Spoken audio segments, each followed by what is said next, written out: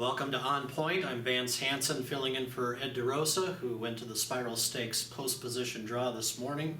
I am joined, of course, by James Scully. James, we've got the $1 million Florida Derby this weekend, featuring Nyquist, the undefeated juvenile champion, and Mohaymen, the undefeated Kentucky Derby favorite. What are your impressions going into this monster showdown? Well, I was surprised that they actually got 8 other horses. You know, I knew Fellowship and one of the maidens in there, last out maiden winners, were going to run, but you know they had predicting possibly a 6-horse field, and they got 10. So you know, they did a good job hustling entries into that race. But, you know, like he said, I mean, last year's Florida Derby was like really just a 2-horse affair. And, I mean, it's just impossible for me to envision Fellowship or anybody else getting close to the top 2. Yeah, I totally agree with that. If you look at the race on paper, these 2 horses just clearly stand out above the rest.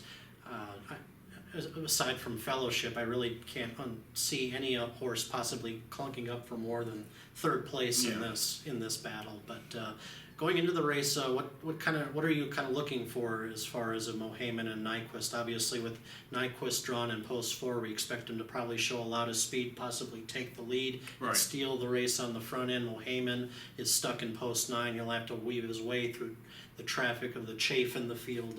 What do you see as far as the pace dynamics? Well, you know, Mohaymen has tactical speed to sit close if necessary. So, I mean, he does have that, you know, I think obviously they'd like to be in the second flight at, you know, at the closest. And even if they're, you know, like 4th, 5th, 6th, you know, that's no real concern, because one thing he showed to me in both the Holy Bull and the Fountain of Youth was that, boy, he's on the move early. I mean, by the far turn, he's putting himself right into the race. Now, both those races had short stretches, so he has a little bit more of a ground to work with the extra 1/16 of a mile to the wire.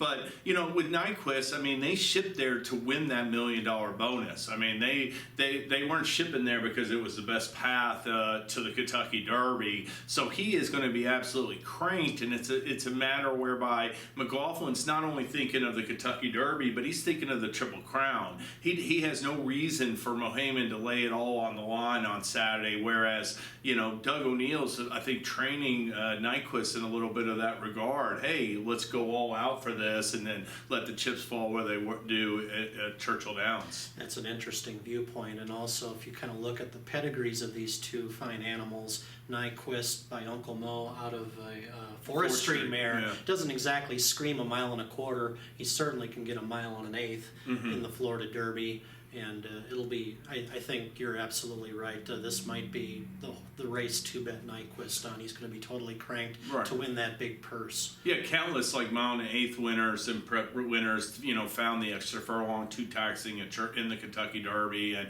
you know, Nyquist, you know, I'm not saying it's a given that he will as well, but that's the big concern with him is that, yeah, maybe 1.125 miles will be up his alley, but 1.25 miles will be a different story. Yeah, and it'll also be kind of interesting to see how the track plays at Gulfstream on Saturday. Historically, we've had lots of speed favoring tracks, front-running winners, track record times, and it will also kind of depend on which races are run before the Florida Derby. You know, if you look back at like Kentucky Derbies of recent years, we'll go for 2-3 hour stretches between main track races on the Derby. The complexion of the track changes. I wonder if that's going to be the case at Gulfstream on Saturday. Could be a factor. Yeah, exactly. I mean, it might be real speed favoring early in the day, but it could change, like you're saying, with the time between races and such later in the card. So, which, you know, it's that, but, you know, I typically will look at it as being speed favoring on a Saturday at Gulfstream. Yeah, it goes with the territory. I'll be at Gulfstream Park on Friday and Saturday covering the Florida Derby for TwinSpires.com. I'm looking forward to this visit. It'll be my first visit there in nearly 20 years. I have not been there since the track was remodeled about 10 years ago, so it should be a lot of fun down there. We got a stakes-laden program that begins at noon Eastern time. We got the Gulfstream Park Oaks and a lot of grass racing down there, the Pan American, Honey Fox, Appleton, all sorts of races scheduled for Saturday.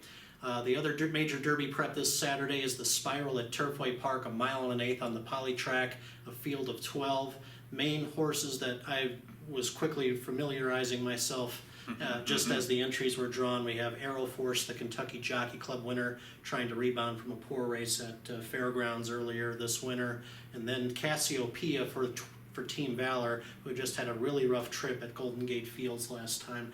He looks to emulate Animal Kingdom as a spiral winner for Team Valor. Do you have any initial thoughts on this field? Yeah, I mean, I just think with Aero Force, I expect him to run well. He's a very good turf horse. I expect him to run well on the poly track, and he's in a situation where I don't think he's going to want a fast track. But if there's a chance of rain, they could enter him for the Kentucky Derby. If not, they could point to the American Turf the day before. Once you get past him, it's a pretty contentious race. Surgical Stripes stretching out, but he was a good-looking winner of the Battaglia. Larry Jones has Jensen in there, and Cassiopeia ships ease off a runner-up in the El Camino Real Derby, and those are some of your top contenders. But the race looks pretty wide open if you can beat Air Force. Yeah. Well, it's going to be a great day of racing on two fronts at Turfway and down at Gulfstream, where I will be. You can follow all of our Florida Derby coverage on the TwinSpires.com blog, on Twitter at TwinSpires and at VP Hanson, and also I'll try and post a few photos to the TwinSpires Instagram account this weekend. So everyone, have a great Florida Derby and Spiral Day. We'll see you next week. Good luck, everybody.